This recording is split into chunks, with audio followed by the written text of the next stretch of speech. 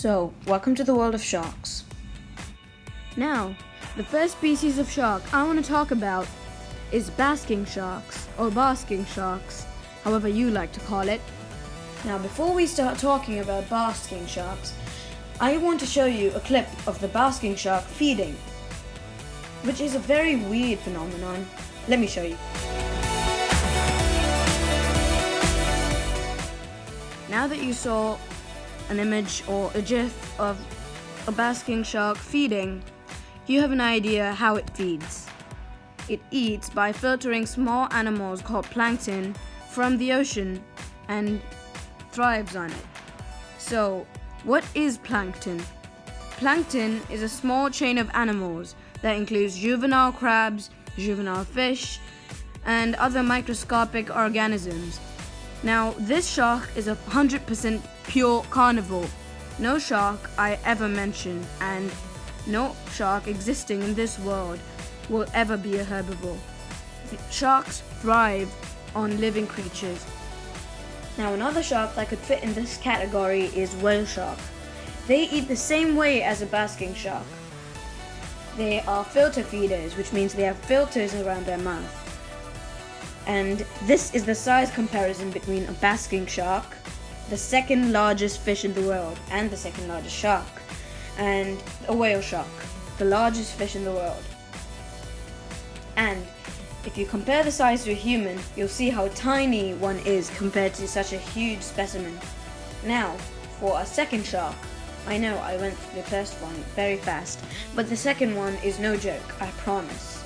So this shark is called the whale shark, and is called so for a reason. It is the largest fish in the world, and is way larger than an average human being. Now this shark is almost as big as one of the world's largest whales. Though you cannot compare directly by size, it is still pretty small. Whales are not mammals, so whales cannot be the largest fish. Now, how does this fish live? What does it eat? How does it eat? Well, I already talked about its feeding habits and what it eats on, but I'm going to show you something that will amaze you. Now, this shark isn't a bull. Now, the thing I wanted to talk about this shark was, this shark weighs 11,000 kilos, or 12 tons. Can you guess how much that weighs? Yup, it weighs 24,000 pounds. Now, this creature is a docile giant. It doesn't do any harm to humans, and many scuba divers are reported swimming with them. Due to their large size, many people kill them for scientific purposes, oil, and other reasons. But because of this, they are becoming increasingly rare. And if you find one, consider yourself lucky, as very few people get to see this shark. Now, to help you understand how this shark feeds, I'm going to tell you a very funny story. It is completely fictional, so don't believe any of it. I just want to help you understand how they feed. So the story was about a whale shark.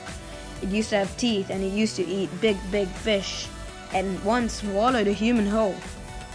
When it swallowed the human was stuck inside the stomach, and the human kept hammering inside the stomach of the whale shark, and the shark got annoyed, so it spit the human out.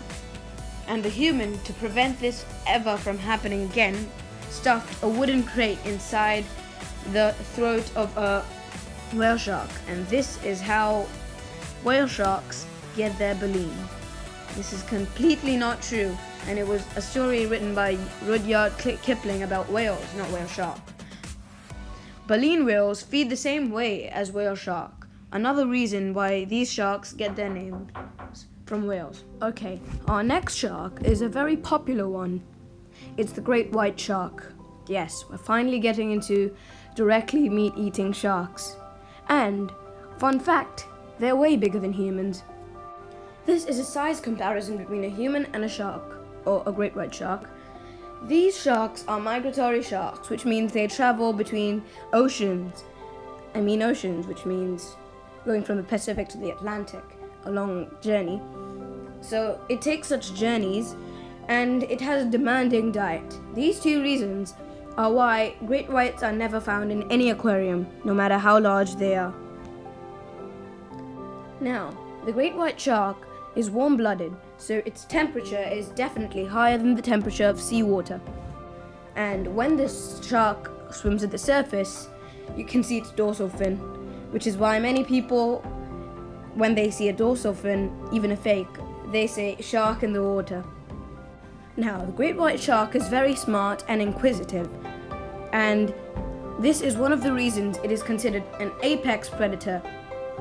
No predator is known for the great white shark. No species of fish or ocean mammals actually are known to eat great whites, but a few orcas or killer whales are reported to kill and eat these sharks.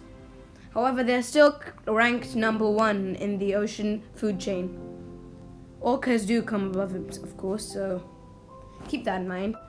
It belongs in the class mackerel sharks, which means these sharks primarily eat mackerel and other schooling fish. We do not know exactly whether the great white schools or goes solo, but we've seen many individual sharks go across the Australian oceans all the way to the Atlantic, or to South Africa, which is semi-Atlantic. Half of means South Africa has 2 coasts, one in the Indian Ocean. Now, another fun fact about this creature is that it can smell 1 drop of blood in 100 liters of water. That is great. Now, this is a great white's nose. It doesn't seem like much, but it can smell drops of blood in such a huge quantity of water. Do you know how much 100 liters is? It's 25 gallons, which means it can smell a drop of blood up to 3 meters away from wherever it is. 3 meters north, south, east, west, anywhere. So this creature has a great sense of smell. Now, do you know that this shark also belongs in the same category, mackerel sharks, as the basking shark? Yes, the basking shark doesn't eat mackerels, but most of the sharks in this category do eat these. So in the previous section of the video, I mentioned all about plankton-eating sharks, which included basking shark. Now the next shark we're going to talk about is number 2.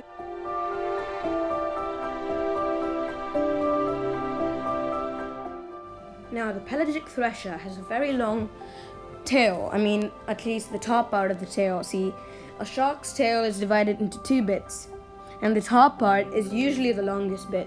However, it is very unusual for this top part to reach double or triple the size of the lower fin, or lower tail. But the pelagic thresher is an exception. So this is a pelagic thresher. A very weird creature. See, its tail is almost as long as its body.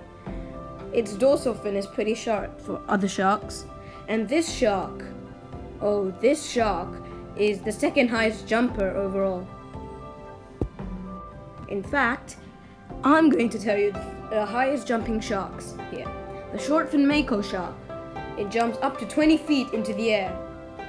The pelagic thresher shark jumps 10 feet or 3 meters up in the air. Now, the great white shark is a high jumper compared to other sharks. It jumps 8 feet, 2.5 meters. Not that far from the thresher shark, but still a very high record. Now, you must be wondering what this shark uses its long tail for. It's a very fast swimmer, but the main purpose of its long tail is to stun fish. It stuns fish and eats the stunned fish.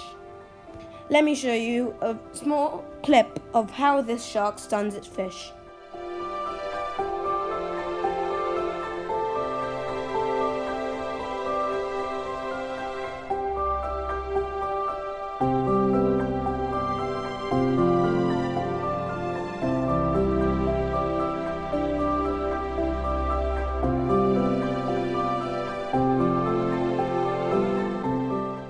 Now that was a pelagic in action.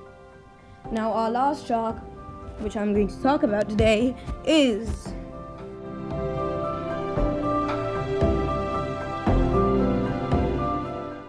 before I talk about hammerhead sharks though, please check the top right corner of your screen. You see a card. Yeah, the white thing there. Please click on it for other video recommendations and my other channel. So, my next species is the hammerhead shark. The hammerhead shark is known for its weird hammerhead shape. Why does it have this head shape? An amazing fact about sharks is that they can sense electricity. They have a sixth sense called electroception. Now, hammerheads have the most of this sense, and many small sense organs are present in its hammerhead. They love stingrays, so they prey on stingrays, and since they can't see directly below their heads, as stingrays stay in the sand, they use electroception. Many stingrays and electric rays emit electric signals from their body. Everyone creates electric signals when their muscles move. Now, these sharks can detect the energy and electricity and can find where the stingray is or where its prey is without even having to look at it. Now, I'm going to show you a video of a hammerhead in action.